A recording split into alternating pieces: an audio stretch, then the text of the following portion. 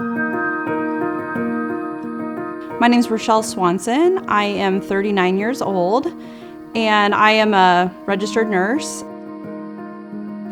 And I've got 3 children, ages 12, and then 8 and 6, and my husband, Scott. She's a loving person, caring person. She gives herself to everybody in need or not in need. Very passionate nurse. She wants what's best for her patients, just like, if they were part of her family. So I picked up refinishing furniture. It's not really a job to me, it's just a fun thing that I do on the side. She found it kind of therapeutic to take old furniture that people were either going to get rid of or dump and give it new life. That's what makes her tick. It's just finding things and giving them a purpose. So I went to Doane College. That's where I met my husband, Scott. I was a 2-sport athlete, so I did volleyball as well as track. I ended up being a 16-time All-American there, 4-time national champion, and just really enjoyed things. Then after college, I, of course, couldn't jump anymore, but I ended up picking up running. So I did a few half marathons and enjoyed doing that. She's pretty active. She's not one to sit down for very long at all. She's a go-getter. Rochelle's very involved with her family. I mean, we like to play outside. We like to go on walks. We like to go on hikes. We love to camp. I try to be as active as I can and healthy as I can.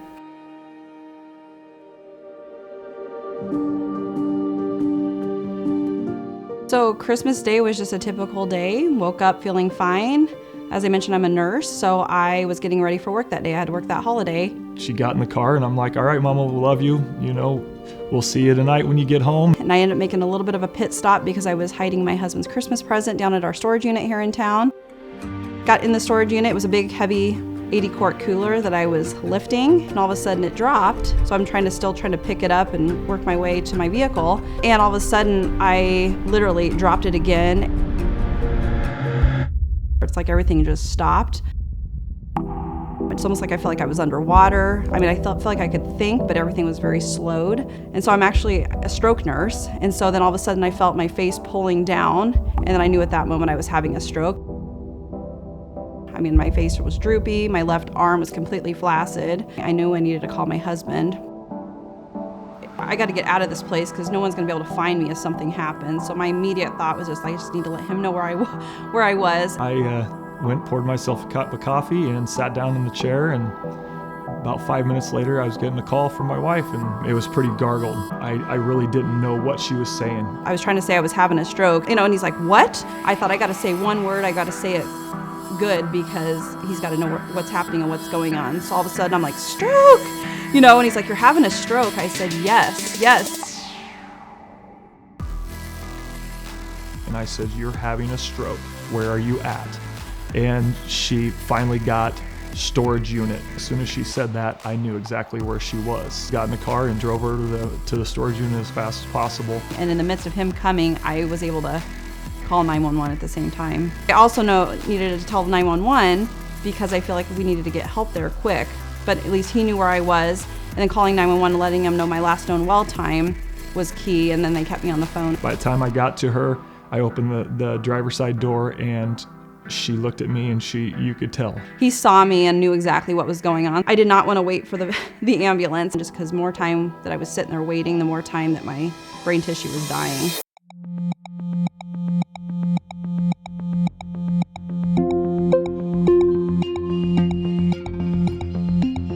When I picked her up and saw what she was like, you have in the back of your mind, we have no clue what's going to happen. And as she's sitting there in the hospital bed, my thought is, I'm going to take care of her no matter what. She was going to come home. In what capacity, I didn't know, but we were going to take care of her. I was really frustrated inside because I wanted to tell him exactly what was going on, but it was so exhausting to try to spit out the words because it wasn't coming out the way I wanted to, but I knew in my mind, if I try to keep it simple, then they could hear what I was saying as best as I could say it. She was gradually, improving a little bit. She was able to shrug her shoulder a little bit more. Her face still had the droop going on. It wasn't what they were hoping for, I think. And so they got on the phone with Nebraska Medicine and said that we have a patient we want to send over to do a thrombectomy, a removal of that clot. Probably 5 minutes before the transport came, she looked at me and she goes, I can talk. And she started lifting up her arm and she started wiggling her fingers. And the nurse looked at me and she says, oh my goodness. She's like, I've never seen such a transformation just like in 5 minutes. It was like somebody flipped the light switch and all of a sudden she was back to old Rochelle, like nothing ever happened. And they still wanted to send me there just to make sure that it was completely gone, the clot was gone. And they ran me through a CAT scan again once I got there. And it was gone, so they didn't have to do the thrombectomy. So they ended up monitoring me there in the ICU overnight. And then I was able to go to the med surg for a couple of days, and I ended up going home. I was just anxiously awaiting to give my kids a big hug when I came home. Of course, they opened the door, they heard us pulling in the driveway, and I gave them a big hug, and of course I was crying, and they had tears, but it was just a great feeling to be home again.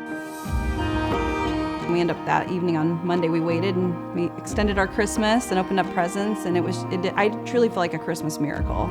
Honestly, it was the best thing ever. That I feel so lucky and blessed that I was able to have my symptoms all resolved, which that doesn't always happen with people. Some people will have the residual effects of the stroke. They, of course, run through a bunch of testing to figure out what caused the stroke. And in 30% of strokes, unfortunately, they don't ever find a source of the clot. They end up doing a TEE or a bubble study test, which showed that I'd actually had a PFO, which is a little hole in the atrium of my heart. So wherever this clot came from, which we still don't know, passed through my heart, went up to my brain. So that at least I was able to go through a procedure, and they did a closure of that here about a month ago. And then my risk of having a stroke now is only 2%. The TPA 100% saved my life. I felt like I could have went back to work that day, So it was just amazing. I mean, I am so grateful that I was able to get that. I was at an American Heart Association conference, and the story that stuck in my mind was one of the speakers was telling her personal story of having a stroke. And one of her ways of identifying her last known well time, she wrote it on her arm. And that to me stuck, because I'm like, if anything like that ever happens to me, that's what I would do, So I thought of that exact same story when this was happening to me. And that's why calling 911 right away, letting somebody know my last known well time was important. So that's key. I think the biggest thing that somebody can take away from an experience like we had is you have to, no matter how old you are, no matter who you are, stroke it's real. My wife's ingrained this in my head. Brain is time is brain. Know the signs of stroke, get medical help when you need it.